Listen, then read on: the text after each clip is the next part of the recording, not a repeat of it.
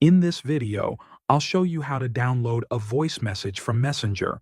Open any web browser on your computer and go to messenger.com. Log in with your Facebook account. Once you're in, find the chat that contains the voice message you want to download. Now, right-click anywhere near the message and choose Inspect. This will open the Developer Tools panel, usually on the right side of your screen. At the top of that panel, click on the Network tab. Then, under it, find and click Media. Next, play the voice message.